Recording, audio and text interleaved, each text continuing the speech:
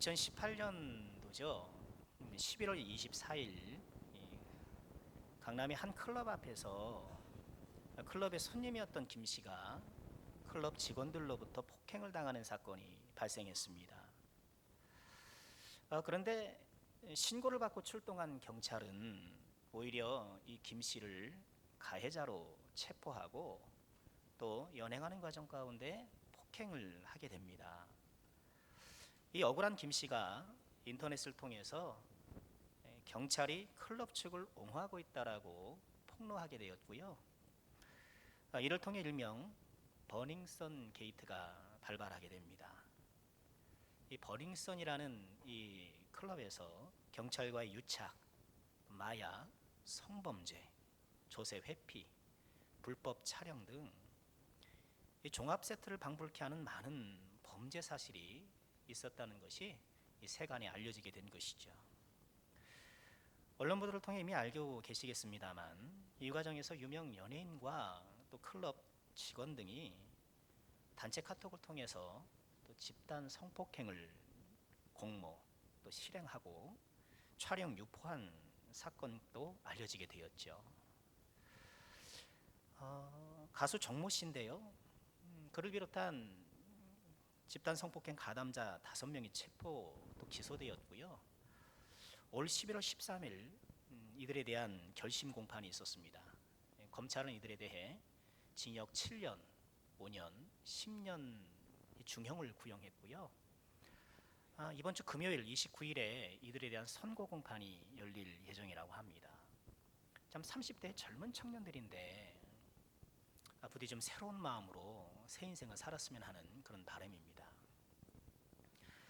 이 사건은요, 우리 대한민국의 사회의 타락, 특히 성적 타락상을 여실히 보여주는 사건이 아니었나 싶습니다. 이 클럽이라는 은폐된 공간에서 마약이 유통되고 또 이를 통해 성범죄가 벌어지고요. 여러분, 우리는 하루가 멀다 하고 성범죄 뉴스를 접하지 않습니까? 우리 교회에도 이렇게 우편물이 와요. 우리 주변에 성범죄자가 이렇게 있으니 주의하라는 사진까지 첨부돼서 이렇게 오더라고요. 여러분 아마 가정에도 다 받아보실 줄 압니다. 이 사진을 보면 도무지 그럴 것 같지 않은 그런 평범한 인상인데 다시 한번 악의 평범성을 느끼게 되고요. 여러분 우리 사회에 이런 성적 타락은 그러나 범죄에서만 나타나는 것이 결코 아니죠. 범죄가 아니더라도 이 성적 타락은 이미 우리 사회에 깊숙이 만연해 있는 것이 아닌가. 우리나라는 이미 간통법이 위헌 판결을 받았어요. 간통이 죄가 아니다라고 법원이 판결했어요. 여러분 요즘 중년 남성 혹은 여성 가운데 애인 없는 사람은 없다. 그런 쓰디쓴 농담이 퍼지고 있고요. 해마다 서울시청에서는 동성애 집회가 열리고 있죠. 그럼 동성 결혼에 합법화는 세계적인 추세입니다. 미국에서는 2003년 매사추세츠 주에서 처음 허용하게 되었는데요.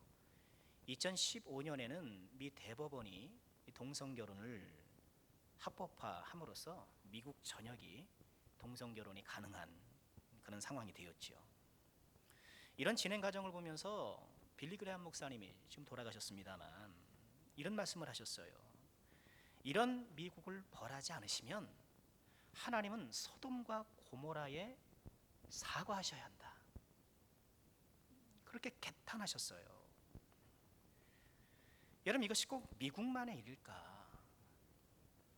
아니면 예수를 모르는 비기독교인들만의 문제일까? 여러분 아니라는 것을 우리가 너무너무 잘 알아요.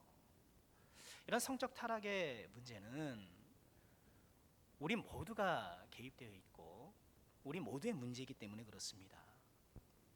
크리스찬이라고 해서 특별히 다를 것이 없어요. 여러분 오해하지 마세요. 다 똑같아요. 사실 그렇습니다. 2014년에 한국교회탐구센터라는 단체에서 글로벌 리서치에 의뢰해서 미혼 기독 청년 1000명을 대상으로 설문조사를 한 적이 있습니다. 근데 이 설문조사에 따르면 미혼 기독 청년 가운데에 성관계 경험이 있다고 대답한 사람이 52%예요.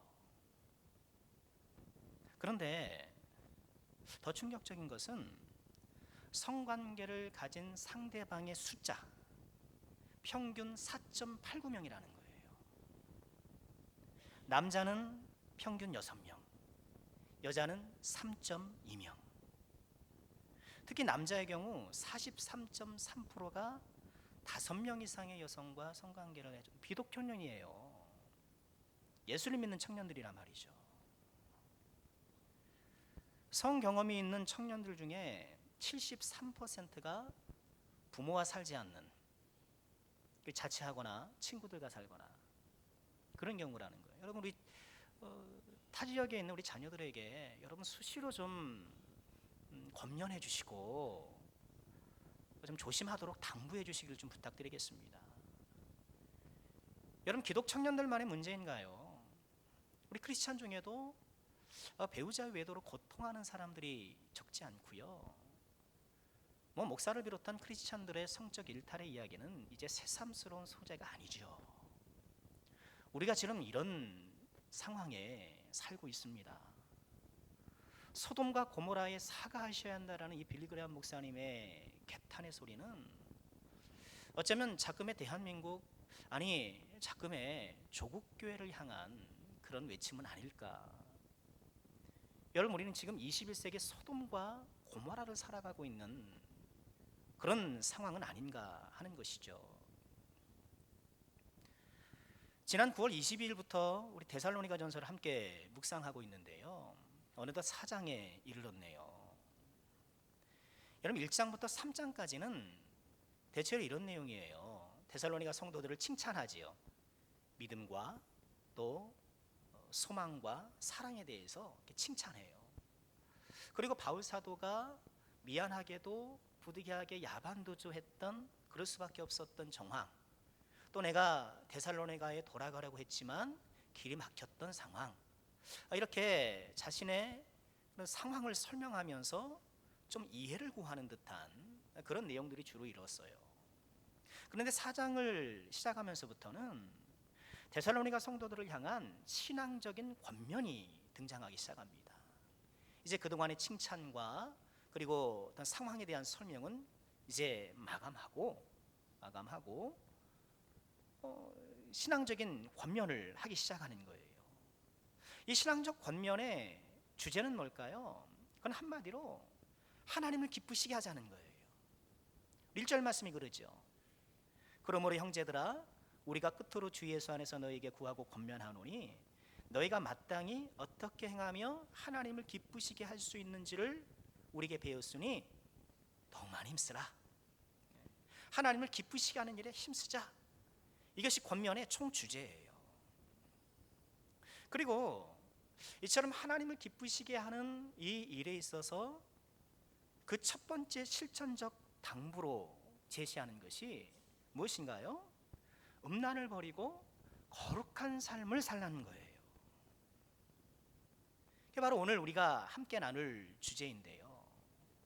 여러분, 설교 제목을 하나님을 기쁘시게 하는 한 가지 이렇게 정해 보았는데, 여러분, 우리 다 하나님을 기쁘시게 하는 그런 소망들이 우리 안에 다 있지 않겠습니까?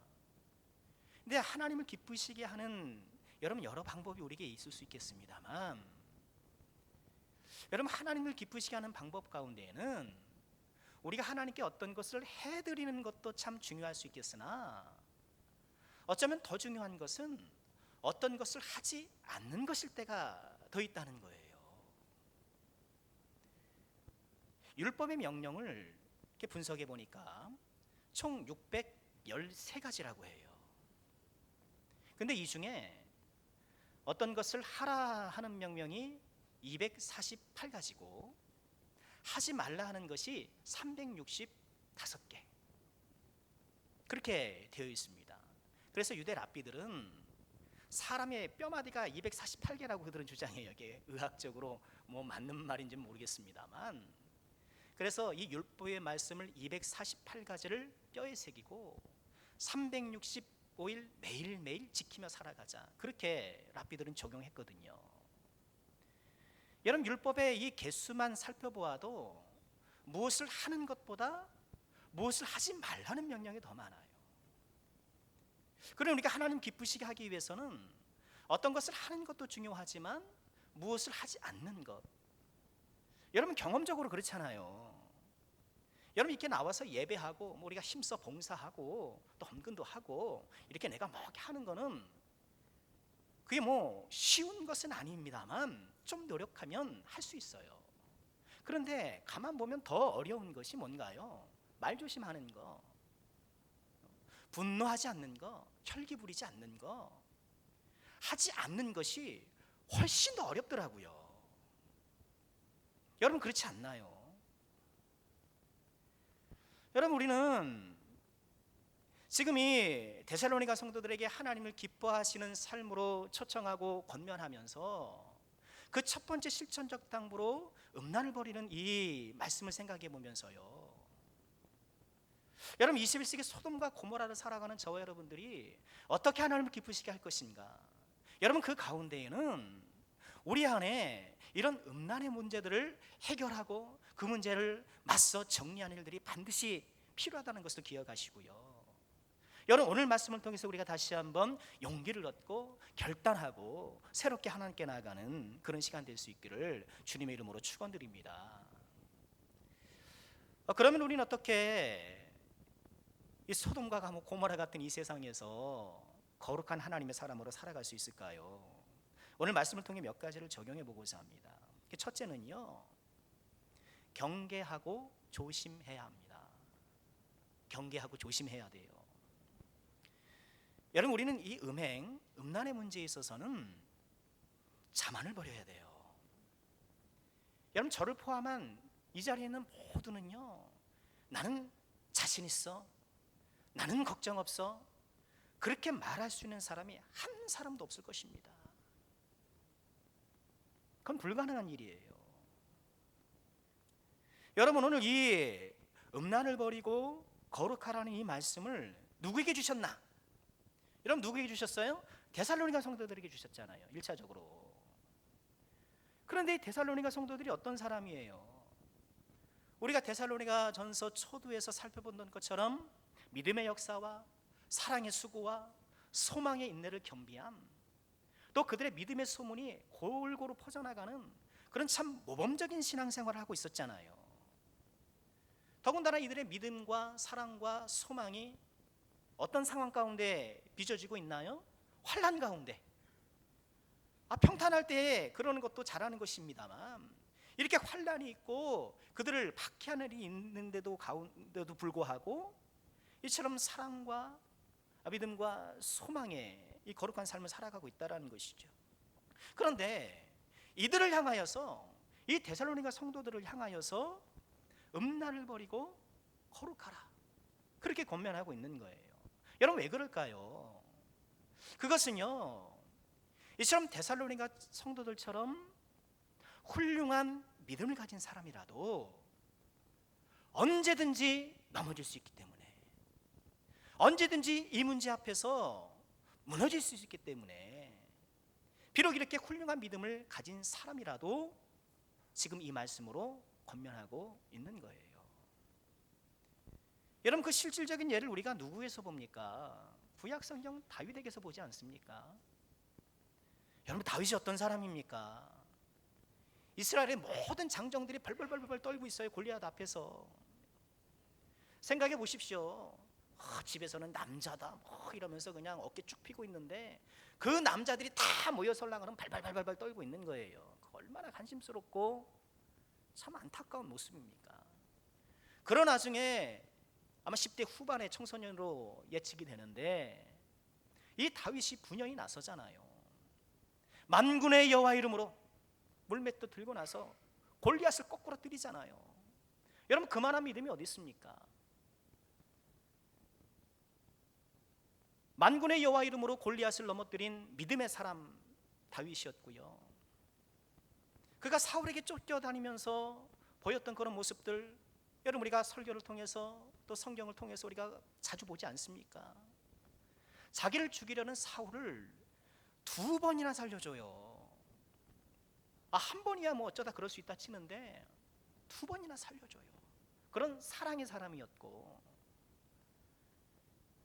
대략 10년이 되는 그 도망자의 삶 속에서도 계속 하나님을 바라보고 소망하고 이렇게 믿음으로 살았던 소망의 사람이었고, 여러분 다윗은 믿음의 사람이었고 사랑의 사람이었고 소망의 사람이었어요. 여러분 구약의 데살로니가 성도 다윗이에요. 또 찬양을 얼마나 잘합니까? 얼마나 용맹합니까? 또 리더십도 뛰어나가지고 그를 따르는 사람들이 400명에서 600명으로 다 늘어나고요. 그를 위해서 목숨을 걸고 싶은 그런 추종자들이 함께 했단 말이죠. 그럼에도 불구하고 이 다윗이 일명 밧세바 스칸들로 한순간에 무너져 내리잖아요. 여러분처럼 다윗도 무너지는데, 다윗도 이 문제에 있어서 넘어질 수가 있는데, 여러분 저와 여러분이겠습니까? 우리겠습니까? 조심해야 하는 것이죠. 경계하지 않으면 우리도 차치 이 돌부리에 걸려 넘어질 수도 있는 것이죠. 셰익스피어가 이런 말을 했다고 해요. 아무리 강한 맹세도 격정 앞에서는 불길 앞에 지푸라기 같다. 아무리 강한 맹세도 격정 앞에서는, 인간의 성적 욕망 앞에서는 불길 앞에 지푸라기라는 거예요. 여러분 불길 앞에 지푸라기 얼마나 확 타버리잖아요. 그냥 일순간에 확 타버리잖아요. 인간의 이런 성적 욕망은 우리의 양심 또는 맹세, 가족에 대한 헌신, 신앙심, 여러분 이런 모든 것들을 일거에 불태워버리는 막강한 화력을 지니고 있는 거예요. 밧세바 앞에서, 아니 더 정확히 말하면 그 그릇된 성역 앞에서 다윗이 믿음과 사랑과 소망이 지푸라기처럼 다 타버리고 말았던 것 아닙니까? 여러분 그런데 누가 다윗에게 돌을 던질 수 있단 말입니까? 우리 모두가 우리 마음을 감찰하시는 하나님 앞에서 우리가 다 다윗이고 우리가 다 악한 자들 아닙니까? 여러분 다윗조차 이렇게 넘어지는데 하물며 우리겠습니까? 여러분 그렇기 때문에 우리는 이 문제에 있어서 늘 조심하고 경계하고 조심하는 이런 영적인 긴장을 놓칠 수가 없는 거예요. 디모데후서 2장 22절에는 이렇게 말씀을 하십니다. 또한 너는 청년의 정욕을 피하고 주를 깨끗한 마음으로 부른 자들과 함께 의와 믿음과 사랑과 화평을 따르라. 너는 청년의 정욕을 피하고 조심하라는 것이죠. 경계하라는 것이죠. 여러분 청년만 정욕이 있습니까? 중년도 있고 노년도 다 있어요. 여러분 나이 40을 부록이라고 옛날부터 얘기를 했는데 유혹에 넘어가지 않는다는 건 아닙니까? 부록? 천만에요. 무슨 나이 40에 무슨 부록입니까? 부록 없어요. 사람은 죽어야 비로소 부록인 것 같아요. 여러분 이런 음행의 문제 앞, 음란 앞에서 우리가 한없이 연약한 존재, 이 막강한 음행이라는 이 화롯불 앞에 우리가 언제든지 불태워줄 수 있는 그런 지푸라기 같은 그런 나약한 존재라는 것을 우리가 꼭 기억하시고요. 그래서 우리가 가장 지혜롭게 대처하는 방법은 이 디모데후서 2장 22절 말씀처럼 피하는 거예요. 경계하고 조심하는 거예요. 경계하고 조심하는 거. 여러분 똥이 더러운지 먹어보는 사람이 있습니까? 난로가 뜨거운지 손을 대보는 사람, 어리석은 것 아닙니까? 나의 연약함을 알고 이 음행의 막강한 화력을 우리가 기억을 하고 경계하고 조심하고 피하는 것, 여러분 이것이 지혜예요. 지혜. 여러분 이 지혜를 꼭 가지시기를, 경계하고 조심하는 지혜로운 성도들이 꼭 되시기를 주님의 이름으로 축원드립니다. 여러분 두 번째로 우리가 거룩한 삶을 살기 위해서는요, 우리 3절의 말씀인데 음란을 버려야 해요. 3절에 이렇게 말씀을 하셔요. 하나님의 뜻은 이것이니 너희의 거룩함이라 곧 음란을 버리고. 음란을 버리고. 여러분 3절에서 사용된 이 음란이라는 단어가 포르네이아라는 헬라어인데 여러분 발음이 비슷하지 않습니까? 여기서 포르노라는 단어가 여기서 나왔어요. 이 포르네이아는요 모든 종류의 부적절한 성관계를 말하는 거예요. 여러분 성경이 허용하는 성관계는 언제나 결혼이잖아요. 근데 포르네이아는 이 결혼의 울타리를 벗어난 모든 성관계, 불륜은 물론이거니와 근친, 동선간, 또 심지어는 동물수간,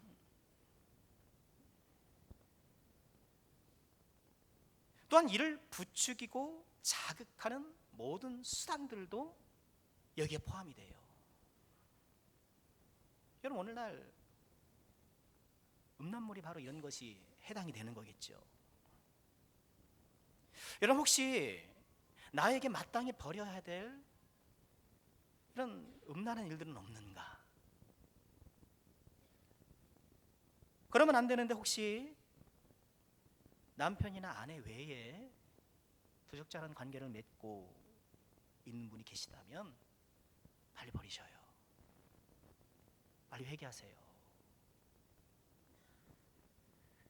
특히나 우리의 영혼을 좀먹기 쉬운 것이 오늘 이 인터넷이 참 우리에게 유익한 것도 있고 도움이 되는 것도 있지만 참 해로운 것이 또 있는 것이 사실이에요. 여러분 음란 사이트가 있잖아요. 여러분 제가 학교 다니는 시절만 하더라도 여러분 그런 소위 말하는 빨간 책은 저 뒷자리에 앉아서 다리 떠는 아이들이나 어디서 구해 나왔는지 막 찾기를 보고 막 이랬었지 보기가 쉽지 않았거든요. 가판대에 무슨 뭐 이상한 잡지, 여성 사진 있는 잡지들이 있는데 뭐 떨려서 살 수가 있습니까? 희끗희끗 보게 나는 거죠. 그런데 요즘은 클릭 몇 번만으로 적나라한 것들을 볼 수 있어요. 지난 10월에 우리 대법원에서 징역 4년의 확정 판결을 받았다고 언론에 나오더라고요. 한때 음란 사이트를 운영했던 사람인데 회원만 100만 명이 넘었다는 거예요. 100만 명이 넘었다 그러고요. 또 작년 8월에 이게 세계적으로 120만 명의 회원이 가입됐다라는 거예요. 근데 이 사이트는 아동 성착취물, 그냥 아동을 대상으로 그걸 또 동영상으로 만들어서 또 그걸 보고 퍼나르고. 그런데 그것을 운영하는 사람이 한국인 23세 청년이에요.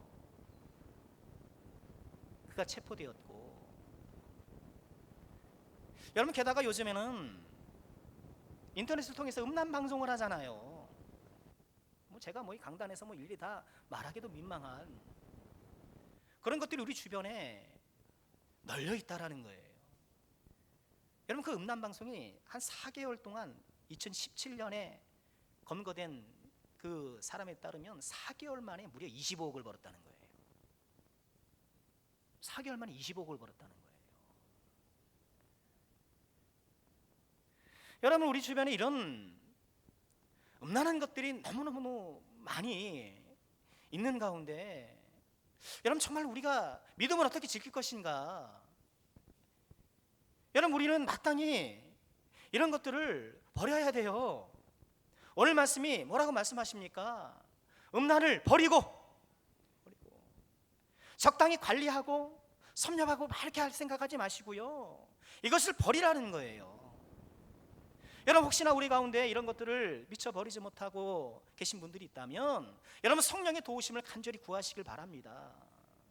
여러분 일각에서는 뭐 그게 잘못이냐고 그런 사람들 있어요. 기독교인 중에서. 그리고 일부 개방적인 목사들은 뭐 그런 것은 괜찮다라고 주장하는 사람들도 간혹 있기는 해요. 여러분 그러나 그렇지 않아요. 또 어떤 사람이 이렇게 얘기를 하더라고요. 인터넷을 보니까 아니 살인 영화 본다고 해서 다 살인합니까? 음란한 행위가 나온다고 해서 다 그럽니까? 또 이렇게 얘기하더라고요. 그 말은 틀렸죠. 여러분 살인 장면 나오는 영화를 본다고 해서 살인 충동이 일어나나요? 그런 경우는 없어요. 그러나 음란 영상을 보게 되면 우리 안에 잘못된 욕망이 일어나잖아요. 우리 예수님 뭐라고 말씀하셨습니까? 여자를 보고 음욕을 품는 자마다 이미 마음에 간음했다. 여러분, 예수님이 이 자리에 계신다면 그건 봐도 괜찮아, 그 사이트 들어가도 괜찮아, 그러셨겠느냐는 거예요.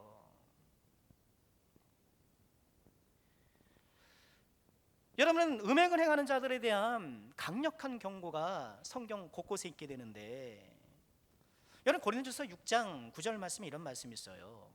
불의한 자가 하나님의 나라를 유업으로 받지 못하는 줄 알지 못하느냐. 미혹을 받지 말라, 속지 말라는 거죠. 음행하는 자나 우상 숭배하는 자나 간음하는 자나 탐색하는 자나 남색하는 자나 도적이나 탐욕을 부리는 자나 술 취하는 자나 모욕하는 자나 속여 빼앗는 자들은 하나님의 나라를 유업으로 받지 못하느니라. 히브리서 13장 4절에 이렇게 말씀을 하셔요. 모든 사람은 결혼을 귀히 여기고 침소를 더럽히지 않게 하라. 음행하는 자들과 간음하는 자들을 하나님이 심판하시리라. 요한계시록 21장 8절엔 뭐라고 말씀하시나요? 그러나 두려워하는 자들과 믿지 아니하는 자들과 흉악한 자들과 살인자들과 음행하는 자들과 점술가들과 우상숭배들과 거짓말하는 모든 자들은 불과 유황으로 타는 못에 던져지리니. 여러분, 이것만큼 강력하고도 무서운 그런 경고가 어디 있습니까? 여러분, 우리 돌아볼 수 있기를 바랍니다. 여러분, 예수를 믿으면서 내가 혹시 여러분, 우리 교회도 있을까? 저는 없기를 바라는데, 혹시 예수를 믿으면서도 가정 내에서 부적절한 관계를 맺고 있다 한다면 빨리 돌아서시길 바라고요. 또 지방이든 해외든 출장 가실 일이 있을 때에 정말 조심들 하시고요. 언제든지, 여러분, 사람은 그렇잖아요. 특히 남자들 같은 경우는 그런 얘기가 있잖아요. 돈과 시간만 있으면 언제든지 나쁜 짓을 할 수 있다. 그런 말들을 우리가 하잖아요. 혹시나 부적절한 관계가 있다라 한다면 내가 보지 말아야 할 것들을 여전히 보고 그것들을 즐기고 있다라면 성령의 도우심을 구하시며 속히 결단하시기를 부탁드리겠습니다. 여러분, 마지막으로 우리가 거룩한 삶을 살기 위해서 함께 묵상해야 될 것은요, 거룩함과 존귀함으로 자기 몸을 대할 줄 알아야 한다는 거예요. 거룩함과 존귀함으로 자기 몸을 대할 줄 아는 것. 여러분, 4절 말씀을 우리 함께 보실까요? 4절 함께 합니다. 각각 거룩함과 존귀함으로 자기의 아내 대할 줄을 알고. 여러분, 우리 한글 성경에서는 이 4절에서 자기의 아내에 대할 줄 알고 하면서 이렇게 아내로 번역했는데, 여러분, 이 단어가 헬라어 원문에서는요, 스케우오스라는 단어인데 본래 그릇이라는 뜻이에요. 그릇. 그러니 각각 거룩함과 존귀함으로 자기 그릇을 대할 줄 알아, 이렇게 얘기하는데, 아마 이 그릇을 아내로 번역한 까닭은 베드로전서 3장 7절에 보면 내 아내를 더 연약한 그릇으로 하라라, 이런 말씀이 있거든요. 아마도 그 말씀을 근거로 해서 이 구절에서도 아내로 번역한 것이 아닌가, 그렇게 추정이 되는데요. 그런데 대부분의 영어 성경을 보니까 이 아내를 다 원래 사전적인 의미로 그릇으로 번역하는 경우가 많이 있고요. 또 NIV나 URSV 영어 성경을 보면 body, 몸으로 번역을 해요. 저는 이 번역을 한번 따라가보고 싶어요. 물론 이것이 아내라고 번역해도 나쁘진 않을 거예요. 근데 아내로 번역하면 어떤 적용과 설교가 가능하겠습니까? 이런 음란을 피하기 위해서 아내를 소중히 여기고, 즉 자기 가정을 잘 돌보고 가정을 평온하게 유지하는 것이 필요하다, 이렇게 적용이 되기 쉽겠죠. 필요합니다. 그리고 당연하죠. 내가 가정이 평온할 때, 내가 남편과 아내를 사랑할 때에 그런 음행이 예방되는 것은 분명히 있어요. 그런데 우리가 착각하는 것이 있어요.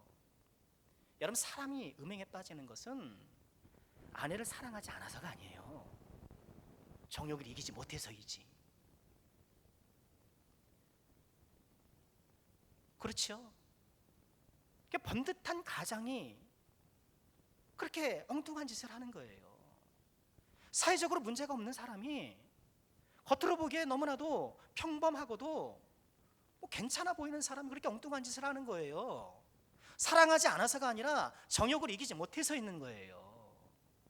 여러분, 다윗이 뭐가 부족했습니까? 원하면 누구라도 아내로 삼을 수 있는 그런 위치였던 사람이었잖아요. 돈이 없었습니까? 땅이 없었습니까? 권력이 없었습니까? 모든 걸 갖추었어도 정욕을 못 이기는 거예요. 여러분, 오늘 이 말씀을 저는 아내라고 번역하기보다는 이 그릇으로 번역하는 혹은 몸으로 번역하는 이 번역을 좀 따라가고 싶은데, 여러분 그 번역을 따라가다 보면 어떤 말씀이 되는 거예요? 각각 거룩함과 존귀함으로 자기 몸을 좀 대할 줄 알라는 거예요. 즉 내 몸의 거룩함과 존귀함을 기억하라는 거예요. 여러분, 이것이 우리에게 정말 중요한 거예요. 여러분, 지금 음란을 버리고 거룩한 삶을 추구하라고 말씀하는 바울 사도는요, 우선은 실천적인 내용에 있어서 좀 음란을 버려라, 이방인처럼 세욕을 쫓지 마라, 이런 실천적 당부와 더불어서 우리의 몸을 거룩하고 존귀하게 여길 줄 알라고 하는 신학적인 근거를 또 제시해 주는 거예요. 왜 우리가 음란을 멀리해야 되는가? 그것은 우리 몸이 너무너무 귀하고 거룩하기 때문에, 우리 몸이 거룩하고 존귀한 것이기 때문에 그래요. 여러분, 음란의 죄가 다른 죄와 다른 독특한 특성이 있어요. 우리 제자반에서도 지난주에 또 이렇게 공교롭게 이 말씀을 함께 나누게 되었는데, 고린도전서 6장 18절 말씀 보면 이런 말씀이 있어요. 자막으로 한번 보실까요? 음행을 피하라. 사람이 범하는 죄마다 몸밖에 있거니와 음행하는 자는 자기 몸의 죄를 범하느니라. 사람이 정하는 모든 이 음행이 갖고 있는, 음행이라는 죄가 갖고 있는 독특한 특성이 있다는 거예요. 그게 뭐예요? 자기 몸의 죄를 범한다는 거예요. 자기 몸에 직접적인 영향을 끼친다는 거예요. 여러분, 그렇죠? 여러분, 내가 다른 사람을 험담하면 입술을 더럽힌다고 하는데, 여러분 그렇다고 내 입이 진짜 더러워진 건 아니잖아요. 내가 나쁜 것을 보게 되면 눈을 더럽힌다고 하는데, 여러분 그렇다고 내 눈이 정말 더러워지는 건 아니잖아요. 은유적인 표현이지. 그런데 음행은 그렇지 않다는 거예요. 실제로 내 몸을 직접적으로 더럽히는 그런 행위가 된다는 거예요. 그런데 우리 몸이 어떤 몸인가? 이어지는 고린도서 6장 19절 말씀 보면 이렇게 말씀을 하셔요. 너희 몸은 너희가 하나님께로부터 받은 바 너희 가운데 계신 성령의 전인 줄 알지 못하느냐? 너희는 너희 자신의 것이 아니라, 20절에는 값으로 산 것이 되었으니 그런즉 너희 몸으로 하나님께 영광을 돌리라. 여러분, 이 말씀에 따르면 우리 몸이 거룩하고 존귀한 이유가 세 가지예요. 첫째는 뭐예요? 하나님께로부터 받았다는 거예요.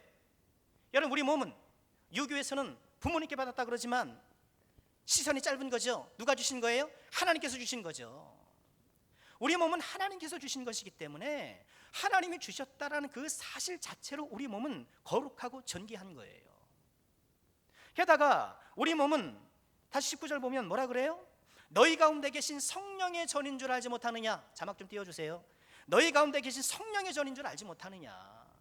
우리 몸이 성령의 전이라는 거예요. 성령께서 우리 안에 거하신다는 거예요.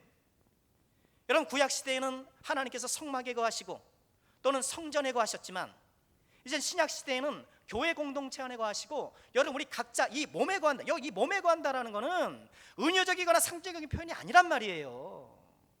이 살덩이 속에 거하시는 거예요. 여러분, 우리 영혼이 어디에 거합니까? 우리 영혼이 어디 거합니까? 우리 몸에 거하죠. 그런 것처럼 성령도 우리 몸에 거하는 거예요. 지금 이렇게 제가 배가 나와 있고 뭐 이런 몸이지만 이 몸이 성령이 거하시는 곳이란 말이에요. 그래서 귀한 거예요. 또 우리 몸은 20절 말씀에 보면 값으로 산 것이 되었어요. 여러분, 이 값이 무슨 값이겠습니까? 피값이잖아요. 누구의 피요? 예수님의 피값으로 산 거예요. 여러분, 예수님이 우리를 구원해 주신다고 하셨을 때에는, 여러분 우리는 보통 기도하고 그럴 때 우리 영혼을 구원해 주시고 영혼 구원해 주시고 그러는데, 여러분 그 말은 맞는 말이기도 하지만 정확한 대답은 아니에요. 어떻게 영혼만 구원할 수 있습니까? 하나님께서 이학진이를 구원해 주실 때에는 영혼과 몸이 연합되어 있는 이 이학진이를 구해 주시는 거지, 영혼만 빼가서 구해 주십니까? 그렇지 않아. 영혼만 빼져가는 건 그건 죽은 거죠. 하나님이 죽은 자를 구원하십니까? 무덤에 있는 사람 하나님께서 구원해 주십니까? 그럴 수 없는 거예요. 하나님이 우리를 구원한다고 하셨을 때에는 우리의 영혼과 몸이 결합되어 있는, 연합되어 있는 이 상태로 구원해 주신 것이기 때문에 예수님의 피값으로 구원해 주신 것은 다만 우리의 홀령이 아니라, 그것만 구원해 주신 것이 아니라 우리 몸도 구해 주신 거란 말이에요. 이 몸도. 그런 이 몸이 너무너무 귀한 거예요. 영혼만 구할 것 같으면 뭐하러 부활체를 나중에 주시겠습니까? 나중에 이렇게 부활의 몸을 주시잖아요. 신령한 몸으로, 썩지 않은 몸으로 우리에게 다 몸을 주시잖아요. 왜? 우리에게 이렇게 몸이 귀한 거니까. 여러분, 지금 우리 몸과 관련되어서 이 고린도전서 6장 19절 20절 말씀은 무슨 얘기를 합니까? 하나님께서 주셨고 성령님이 거하시고 예수님이 핏값으로 사시고 우리 몸이 그런 몸이라는 거예요. 성부, 성자, 성령 하나님이 우리 몸을 위하고 계신다라는 거예요. 그래서 우리 몸이 거룩하고 존귀한 거예요. 데살로니가전서를 마감하면서 5장 20절에 23절에 바울 사도가 이렇게 권면을 해요. 평강의 하나님이 친히 너희를 온전히 거룩하게 하시고 또 너희의 온 영과 혼과 뭐가요? 몸이 우리 주 예수 그리스도께서 강림하실 때에 흠없게 보존되기를 원하노라. 우리 몸이 여러분, 흠없게 보존되길, 우리가 우리의 몸을 흠없게 보존한다는 게 뭔가 여려먹게 뭐 상처 나지 않고 뭐 그런 건가요? 뭐 그런 걸 수도 있겠으나, 뭐예요? 오늘 말씀의 맥락에 따라가 보면 세상의 음란으로부터, 음행으로부터 우리를 지켜내는 거예요. 이처럼 하나님이 창조하셨고 예수님이 구속하셨고 성령께서 거주하시는 이 몸을 음행에 내던지는 것은요, 하나님의 창조를 부려가는 것이고 예수님의 구속사역을 모여가는 것이고 성령의 선을 묻어가는 신성 모독이 되는 거예요. 여러분, 이렇게 치명적인 죄가 된다라는 거예요.